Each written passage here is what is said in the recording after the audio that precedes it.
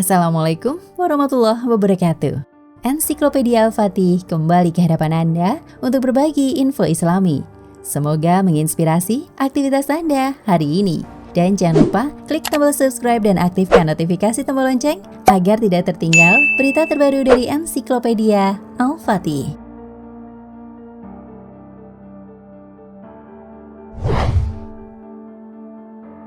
Dalam berbagai literatur, baik Al-Quran maupun hadis dikatakan jika Sidratul Muntaha adalah ujung dari alam semesta. Lebih tepatnya, bagian paling atas setelah langit ketujuh. Tempat ini sendiri tak pernah bisa dimasuki oleh siapapun, bahkan termasuk malaikat Jibril. Namun berkat izin Allah Subhanahu wa Ta'ala, Nabi Muhammad SAW jadi satu-satunya makhluk yang pernah melakukannya. Hal tersebut dikemas dalam sebuah perjalanan spiritual yang dikenal dengan nama Isra Mi'raj. Kembali soal Sidratul Muntaha. Kira-kira seperti apa sih tempat ini? Apa saja yang pernah terjadi di sana? Semua pertanyaan ini bisa Anda temukan jawabannya lewat ulasan berikut ini.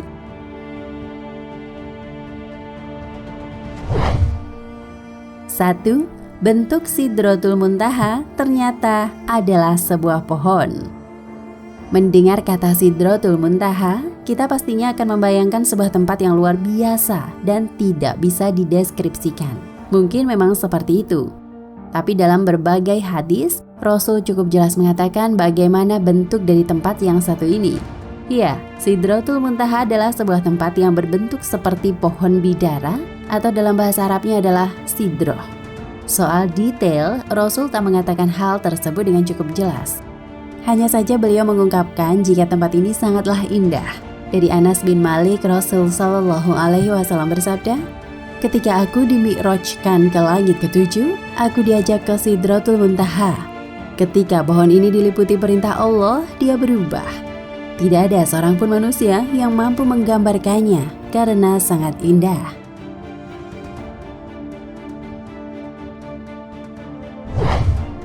Dua, buah, daun, dan akar Sidratul Muntaha. Sidratul Muntaha adalah sebuah pohon, maka selayaknya pohon, ia juga memiliki daun, buah, dan akar.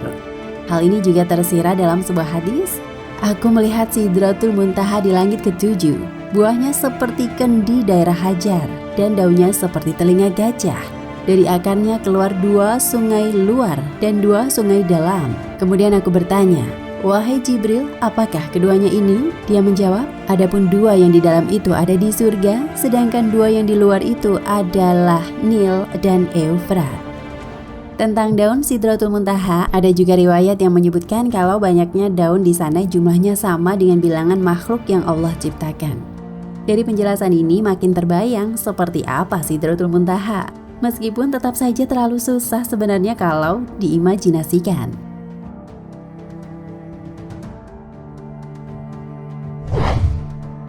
3. Letak dari Sidratul Muntaha. Seperti yang sudah dijelaskan di atas, pohon ini adalah ujungnya semesta dan ia terletak setelah puncaknya langit ketujuh.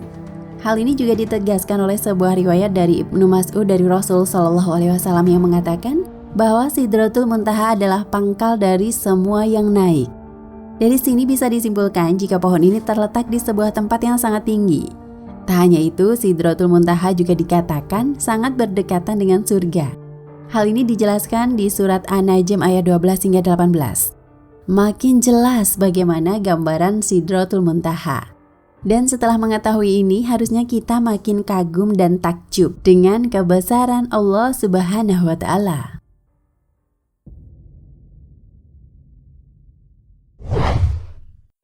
4. Tak seorang pun bisa memasuki Sidratul Muntaha kecuali Nabi Muhammad Sallallahu Alaihi Wasallam. Sidratul Muntaha adalah sebuah tempat istimewa di mana tak seorang pun bisa memasukinya selain yang diizinkan oleh Allah. Bahkan malaikat Jibril yang notabene-nya adalah pemimpin para malaikat serta penyampai wahyu tak bisa menempatkan dirinya di sini. Hal tersebut berkaca pada peristiwa Isra Mi'raj di mana malaikat Jibril tak sanggup lagi mengantarkan Nabi setelah melewati langit ketujuh. Ya, pada akhirnya hanya Nabi Muhammad SAW yang diizinkan Allah untuk berada di sini dan di dalamnya Allah memberikan sesuatu yang sangat penting.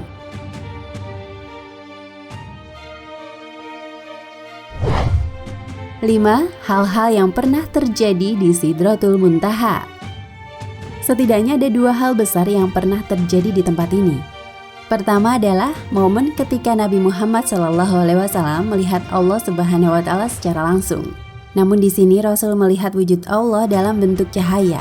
Hal ini sesuai dengan hadis yang pernah diriwayatkan oleh Abu Dzar ketika beliau bertanya mengenai wujud Tuhan. Tak hanya melihat Allah secara langsung, Sidratul Muntaha juga pernah jadi saksi sebuah peristiwa besar yang dampaknya kita rasakan hingga hari ini. Iya, ini adalah perintah sholat dari Allah kepada Nabi dan semua umatnya. Jika kita ingat dalam peristiwa ini, Rasul bolak-balik naik dan turun dari Sidratul Muntaha untuk bertanya kepada Nabi Musa perihal jumlah sholat. Inilah fakta-fakta yang mungkin kita belum tahu tentang Sidratul Muntaha. Meskipun begitu, nantinya kita bisa melihat tempat ini. Bukankah Sidratul Muntaha katanya dekat dengan surga? Insya Allah kita bisa ke sana dan melihatnya. Amin. Wallahu a'lam bishawab.